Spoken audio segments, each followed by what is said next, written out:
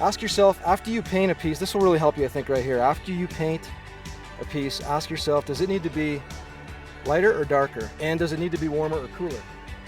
So by assessing the value and the temperature of a piece, it'll help you judge. Well, if you're a beginner plein air painter, you are definitely in the right place. Thanks for visiting our YouTube channel. This is Learning Plein Air.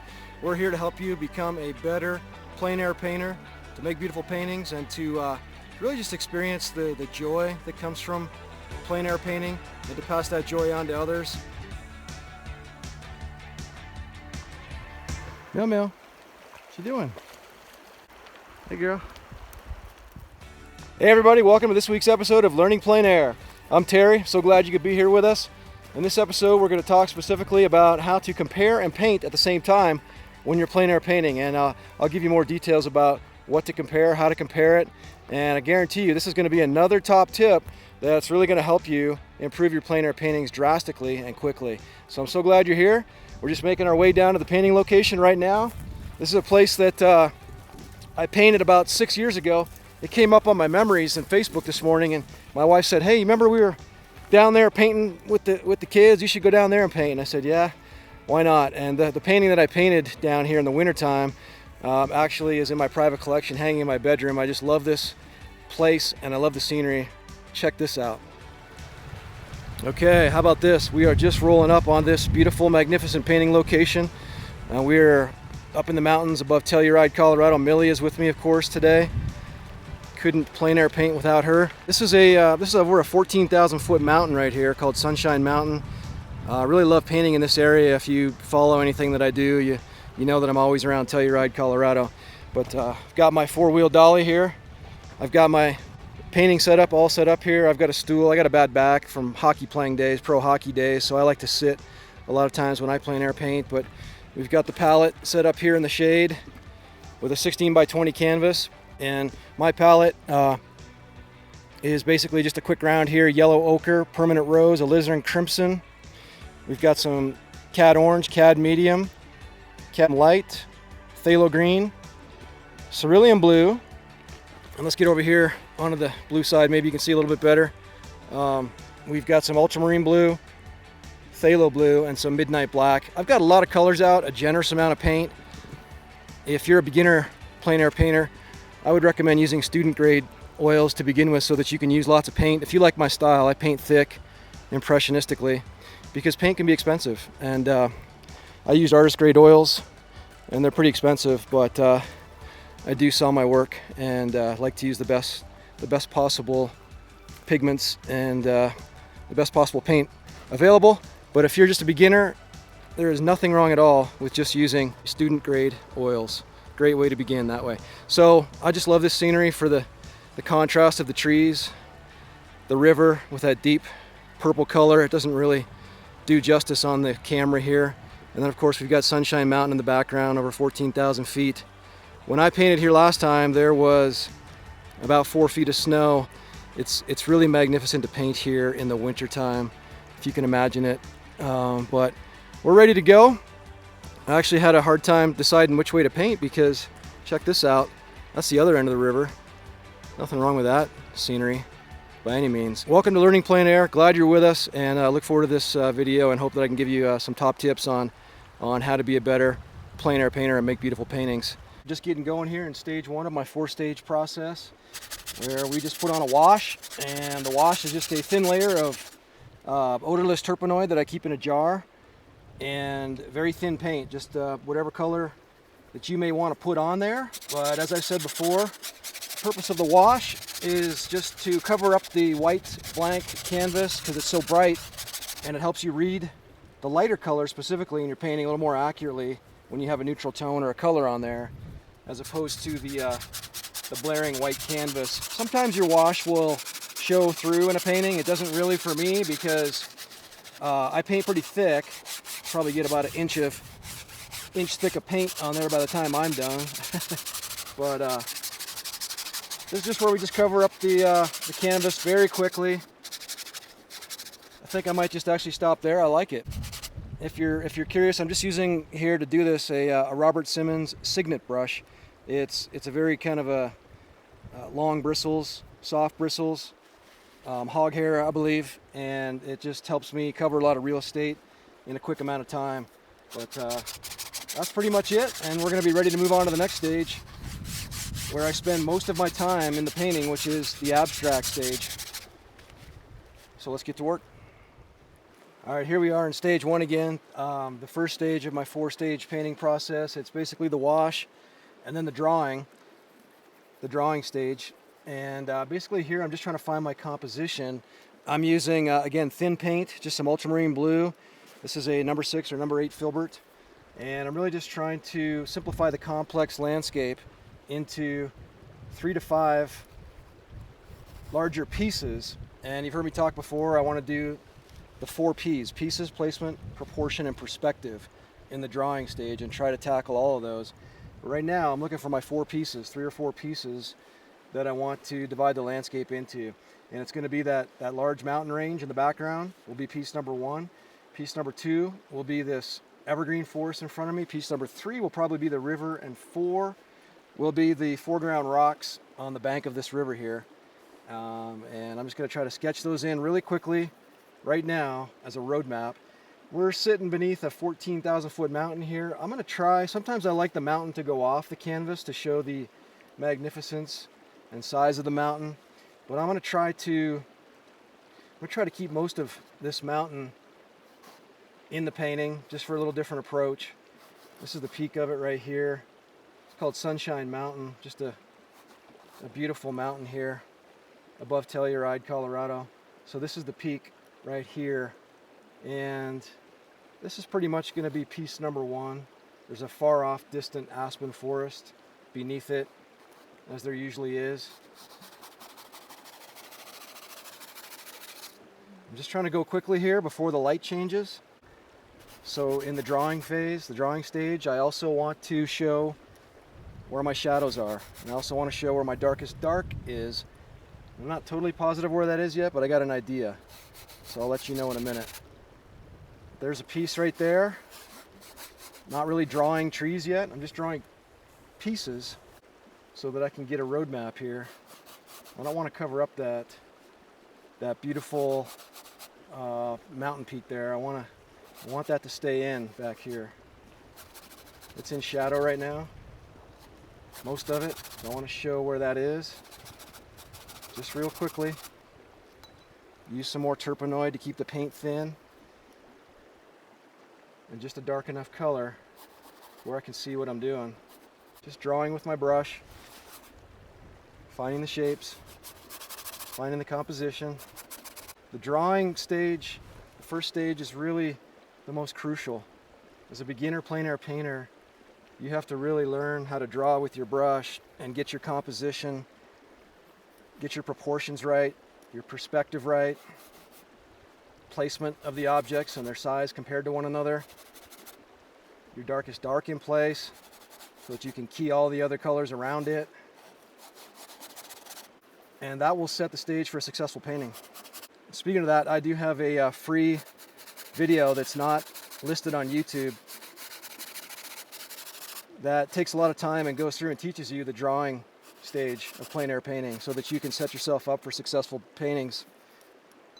And I go through the 4 P's in more in depth in that video, and I'll put the link in there below so that you can click on there. Just put in your email address. It'll take you to a page where you put in your email address, and then in addition to that, when we have some free giveaways, some free paintings, some tips, some things that will help you in your plein air journey, we'll send you those by email as well, periodically. Okay, I've got to leave room for my river here, piece number 3. So I'm just going to show that. And the way I show perspective with the river, it's just like anything else. If you're looking down a road or a railroad track, you got to know where the horizon is in your painting. And for me, it's right about there, eye level for me, and the horizon. So things are going to tail off and dissipate toward the horizon and come back to me. This river's going to be larger, obviously, as it comes back toward me, and it's going to go smaller as it tails off into the distance, and that'll help me show perspective. We were just talking about that. We'll change the color of this once we get going. this is how I roadmap things out in the beginning really quickly. Just see it as blocks of color, shapes. All right, so far I've got piece number 1, which I will define all these pieces more clearly as we go along, but the far off distant mountain. Piece number 2, the evergreen forest on the other side of the river. Piece number 3 is the river, and piece number 4 will just be my foreground rocks that are on either side of the river. I'm just lastly now going to put in my darkest dark. As I look around here, there's some rocks on the riverbank that will serve as my darkest dark, and there's usually never just one darkest dark. There can be 2 or 3, but every good drawing stage, every good painting should have them. We've got some logs and just some rocks right here. The bank of the river actually will serve as a darkest dark. It's about 30 yards, 40 yards from me, fairly close. There's some grass, dark grass and rocks where the light is not hitting, just reflected light is hitting in there. And so it's very dark in there. All right, there we go. My drawing is complete. It may not look like much to you, but here, sitting here in real life, I know exactly where I got to go from here. Let's go into the abstract stage, stage 2. Let's do this. Okay, here we are in the abstract stage, and I always start, of course, with my darkest dark. It helps me key the painting for all other colors to follow, and I'm just doing that with the riverbank across, as I had mentioned, some stones and rocks in the foreground. We'll just kind of move on now into blocking in my pieces with the right color value and temperature. All right, so the next thing I'm going to do is start blocking in this evergreen forest across the river. Some of my darkest darks are in there. The stumps of the trees and the tree bark and the dark evergreen leaves. I just have a mixture here of ultramarine blue, cad yellow medium to make a green color. And then I put in some alizarin crimson to darken it, and I'm just using a big number 12 brush. Thin paint. I'm not really getting into thick paint yet.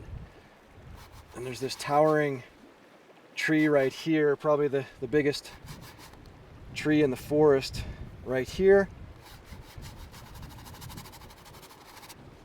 And then in a minute here, I want to very quickly, I want to talk to you about comparing that pro tip that I talked to you about. So I'm just blocking in really quickly the shape of these trees right here across the river.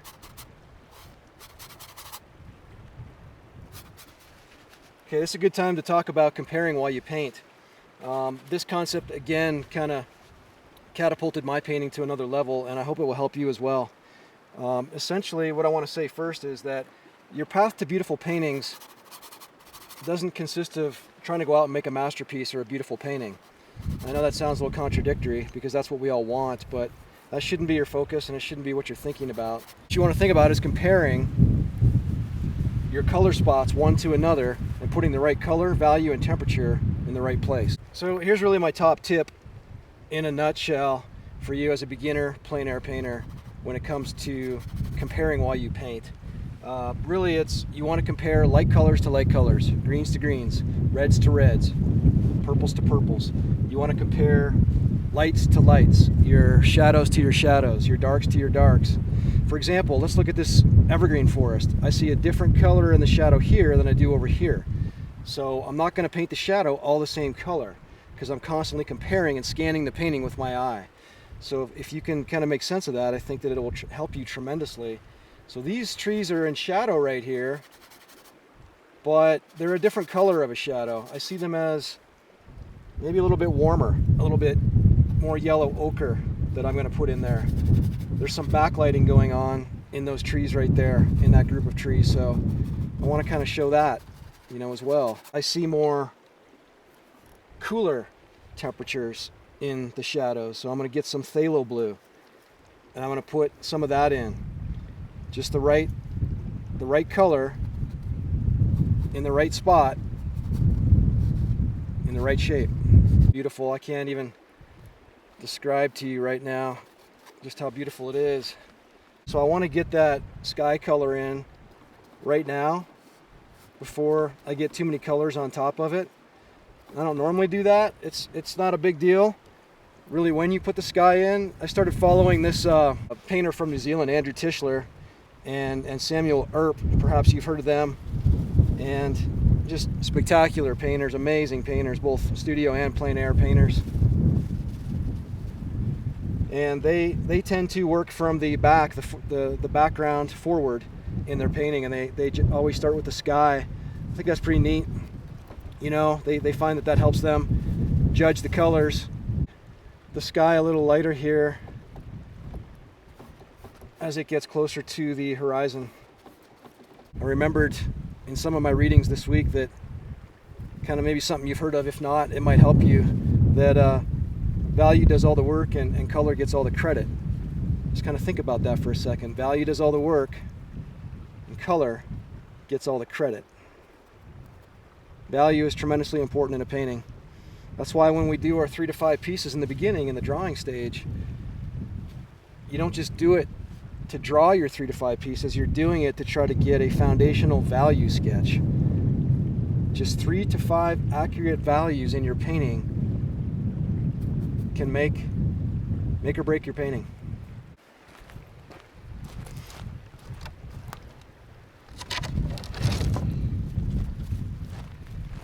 All right, I had to take a little break there and recharge the old battery. Kind of thicker paint now with my medium, and just comparing again the colors of these shadows to one another. I see these again as a little more greenish color in the shadow, so I want to show that.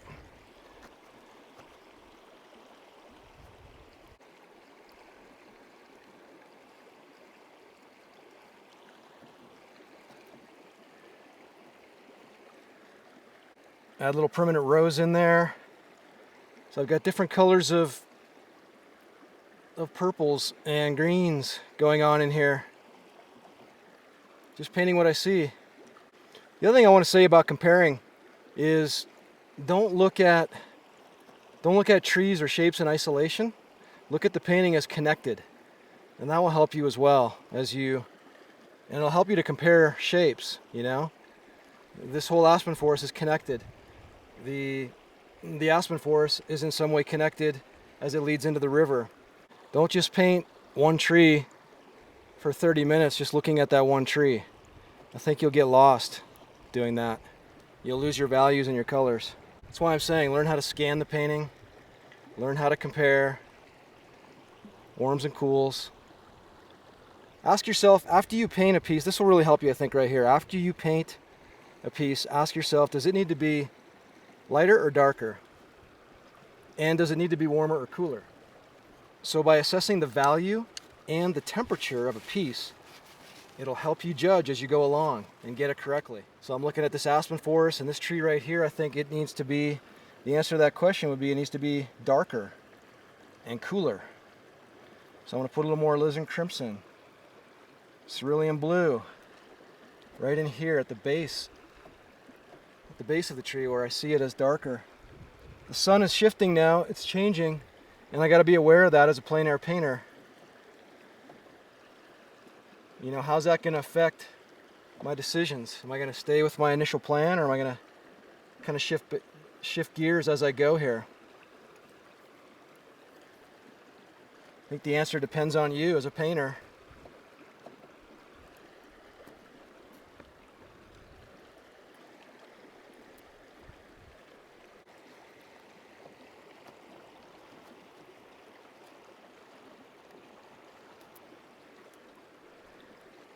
Okay, I'm going to get a few tree trunks in here as I assess that shape. Shape number 2, the evergreen forest. I can see that there are tree trunks, and they are dark. They're darker than the evergreen leaves. So I want to show that. Some of these will be my darkest darks. These trees to the right are a little closer to me.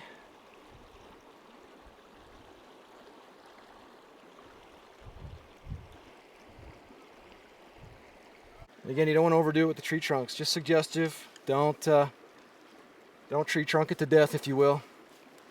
Is that watch this piece of light I'm going to put in across the river just very quickly. It's just those kind of grasses and young aspen tree sprouts that are sprouting up, and they're catching some magnificent light and color, very warm, and it will contrast beautifully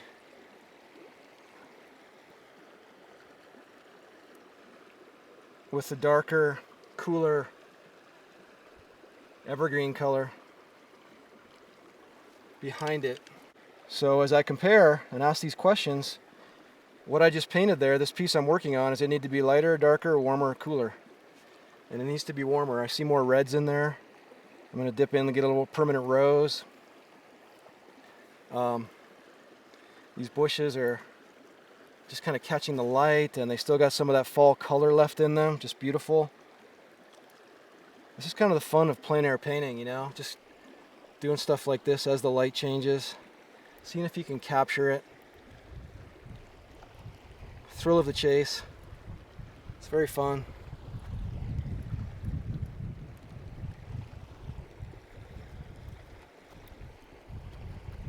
I'm just going quickly, but you can see already that kind of helped my efforts, if you would agree. Because remember, contrast in a painting creates emotion for the viewer. Contrast of warm and cool, light and shadow. It creates interest in a painting. And so I want to look for opportunities to capitalize on that when I see them. And I do see them.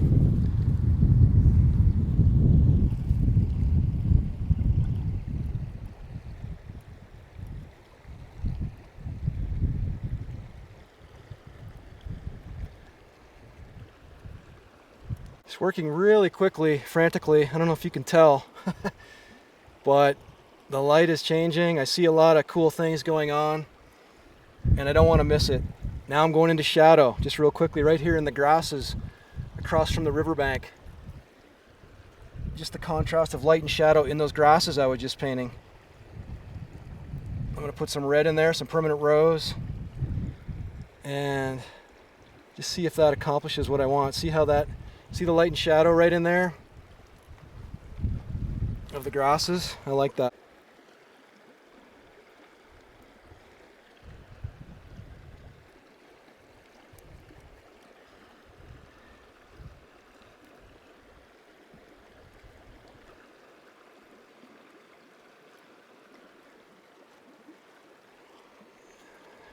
Hey, we changed the angle on you a little bit if you noticed. Sun is moving in the sky, and I just want to make sure you can still see. I'm working on the river right here, so you can see I've made a little progress. I'm using some thick paint right now, cobalt blue, ultramarine blue, some permanent rose, and the light is catching the river with all kinds of just amazing colors. So I'm going to try to get those in right now with just thick strokes, just like that.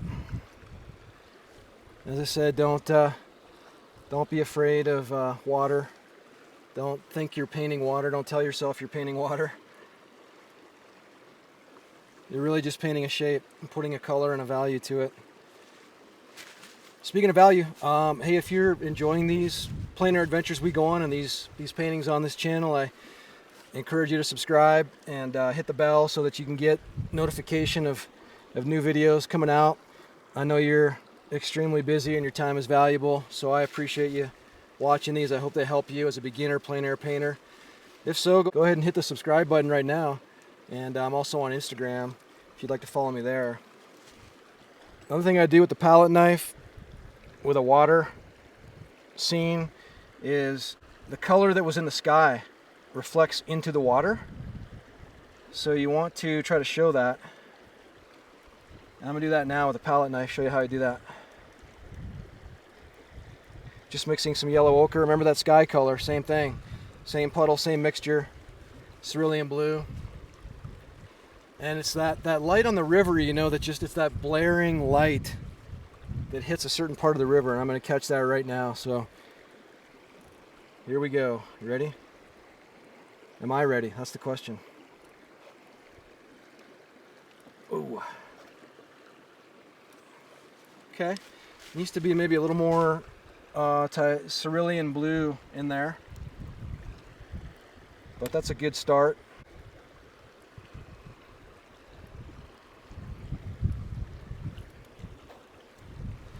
It's just that brilliant sky color. It's coming down and reflecting into the river. So we've got all kinds of colors in the river. It's nice. I like how it's looking.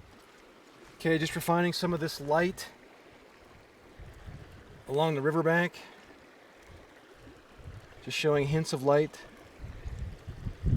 Warmer color. Comparing my lights. Like color to like color. Just comparing all these. There's some oranges, some greens. Looking for opportunities to show contrast against the dark evergreens in the background.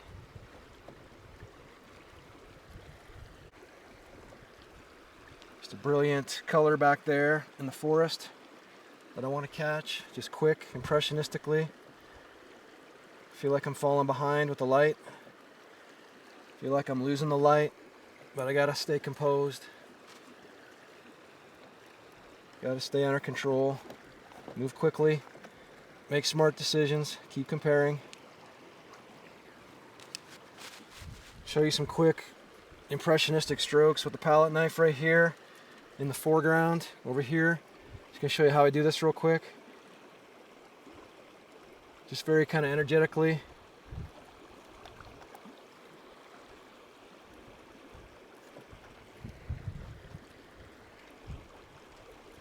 There's a lot of leaves catching some highlights in there. I just want to show that.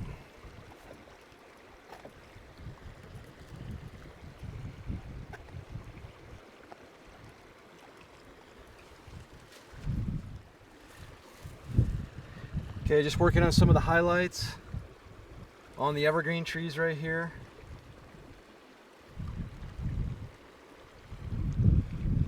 Just showing the light and shadow going on in the forest.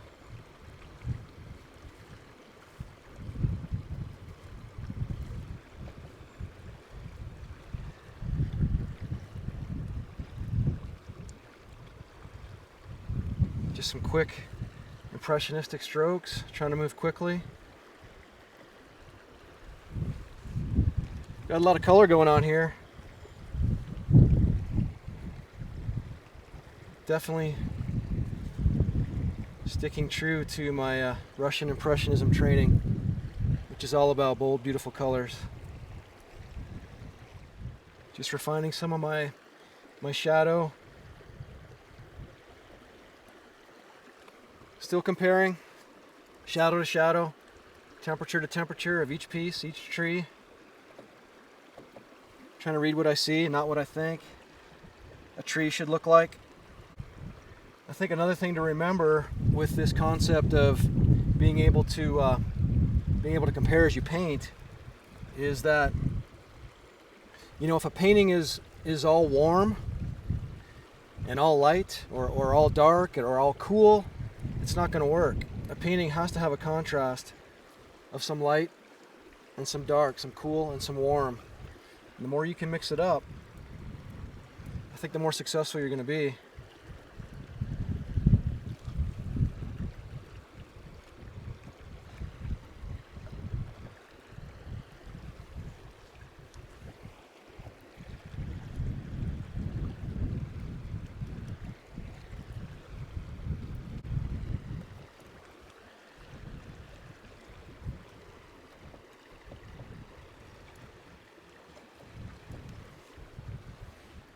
Okay, we're going to go back and just kind of go over our darkest darks, which are some of these tree trunks in the aspen forest.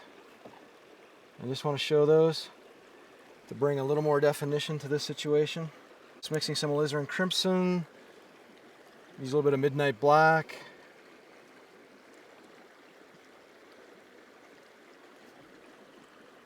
And again, just showing a hint of them I don't want to overdo it. I just want to create the illusion that, and there's some tree trunks, just enough to lead the eye, and to provide that depth of space and perspective by putting those darkest darks in the foreground.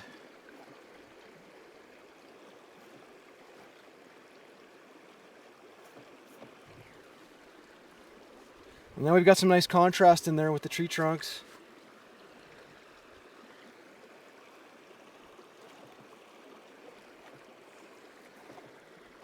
Just put a couple sideways strokes or some dead trees, and just to make it look a little more like a forest there. Well, all right, the sun's going down on Sunshine Mountain, and I really appreciate you joining me for this plein air adventure.